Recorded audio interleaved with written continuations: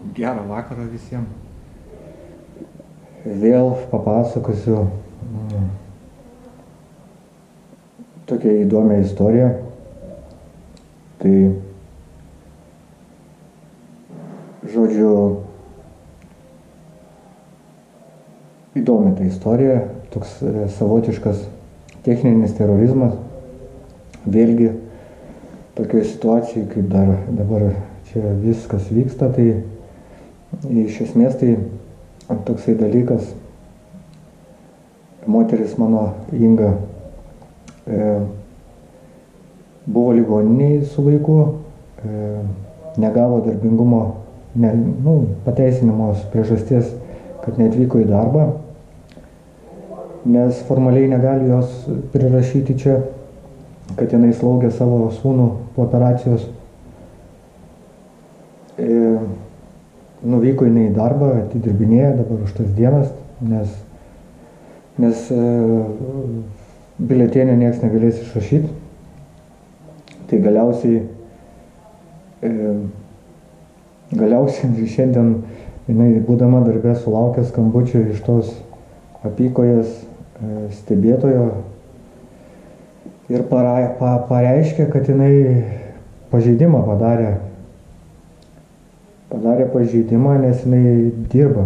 Jinai negali dirbti, jo teigimu, jinai negali dirbti, nes teismo nutartyje nurodyta, kad jinai gali palikti savo tą vietą, tik tai jeigu tai susijęs su teisminiais procesais, ten ir visa kita. Žodžiu, toliau terorizuoja, pasodino, kaip įtariu, ten tokį naujoką kažkokį, kažkas jam ten pribrūžino, kad jisai skambik čia ir sakyk, kad čia pažeidė. Žmona, aišku, streso būsenai vėl sako, tai ką man daryti, sako dabar ir taip toliau.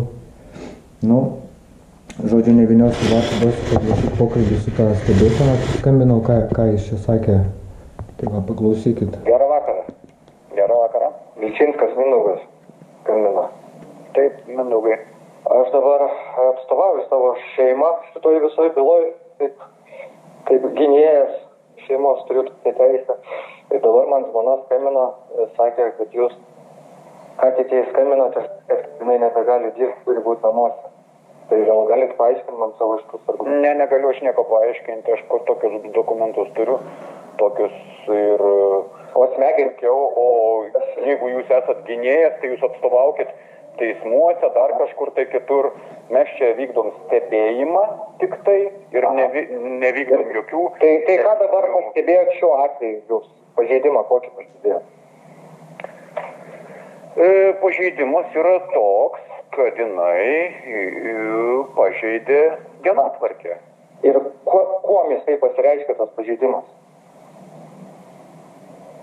Dienotvarkės pažeidimas, kuom pasireiškia? Tuo, kad nėra namuose. O kur jinai dabar yra? Darbe. Tai jūs... Anot jos darbe, nežinau, kur jinai yra. Jūs nežinau. Ne. O tai jūs prieš skambinote, susipažinote su informacija pateikta, ar jūs tiesiog pamatėt ir skambinat, gal jūs naujokas šiandien ten dirbat, nes čia... Gal ir naujokas, o koks jums skirtumas? Tai suprantat, kad jūs savo tokį... Aš naujokas ar seniokas, jums koks nors skirtumas yra? Taip yra. Nes jeigu jūs naujokas, tai aš pilnai suprantu, gal jūs būt nelabai įvažiavę į tą sistemą ir nelabai gaudote savo darbo reikaluose. Gali būti, gal jūs man padėti susigaudyti? Mano konsultacijos labai mokamos.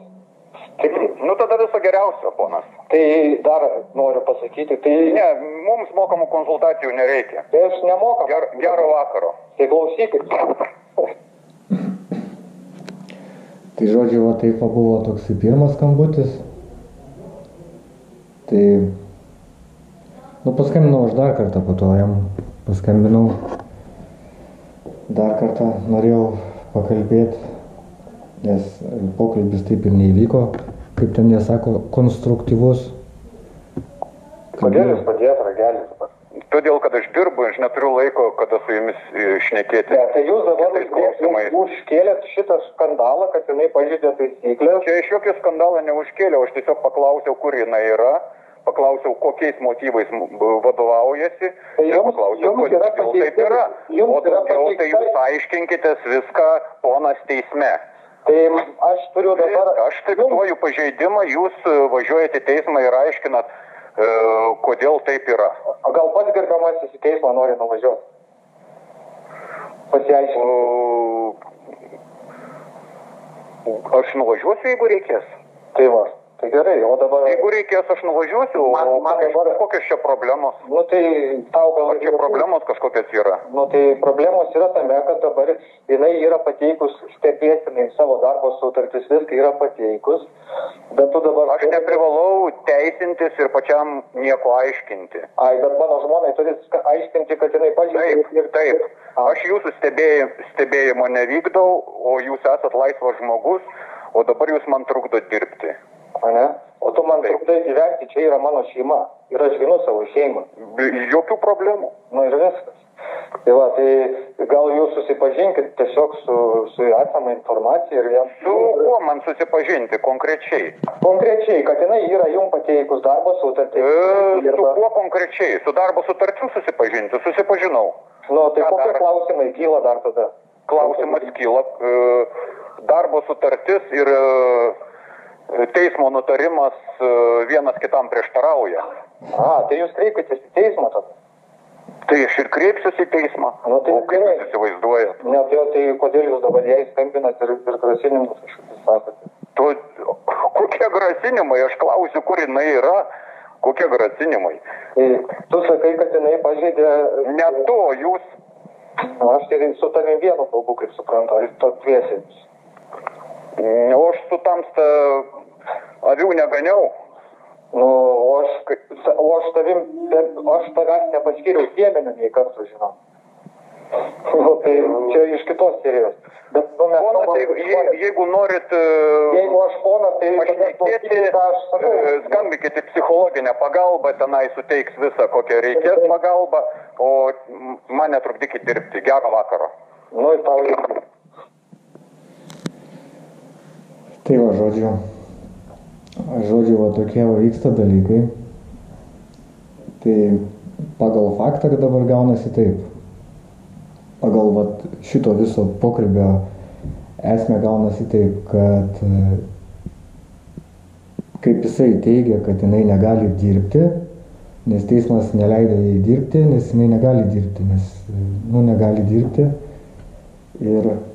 O vat, pavyzdžiui, kad susigrąžinti vaikus reikia įsidarbinti. Ir gaunasi dabar vat, toks bardakas, kad aš net nežinau, vat, kaip jūs manot šitoj vietoj, kaip čia dabar yra.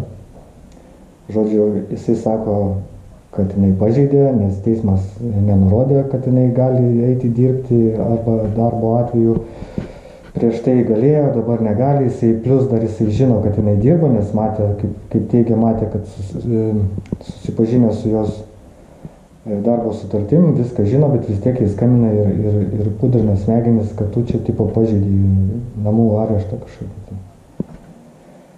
Tai va, tai žodžiu, represinė veikla yra konstatuota pagal faktus,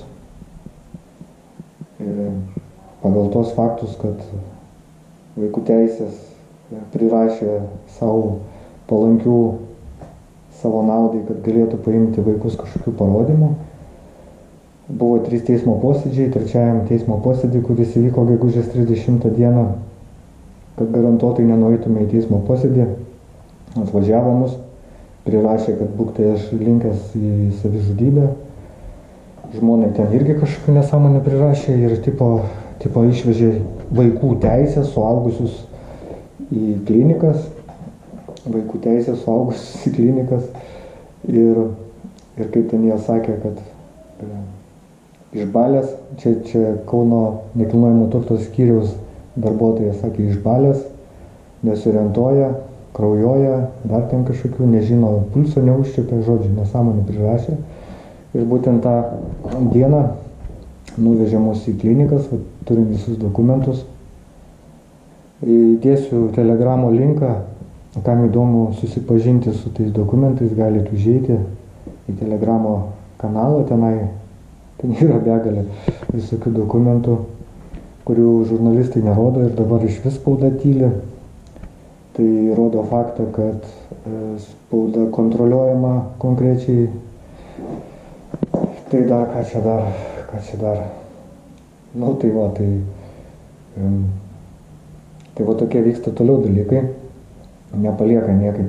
Dabar esmė tokia, kad žmona iš vis negali vaikų matyti, nes neturi tam laiko, biletėnio negali gauti, nes jinai taip pagal tą elektroninę tvarką, jinai čia kaip buvo, tai jos pagal elektroninę tvarką nebuvo, jinai buvo tik tai šiaip čia pagal faktą, fiziškai buvo, bet elektroniniu būdu nebuvo. Taigi vaikų teisės vėl galės pateikti, kad va, matot, vaikas po operacijos, o tėvai net nebuvo, ar kažką tai tokio nupiešti galėtų. Dabar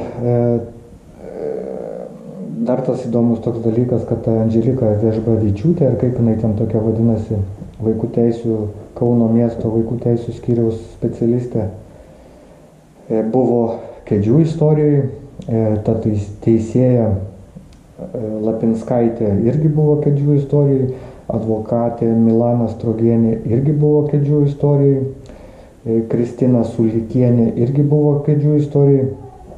Tai toks konstruktorius gaunasi, kaip ten sako,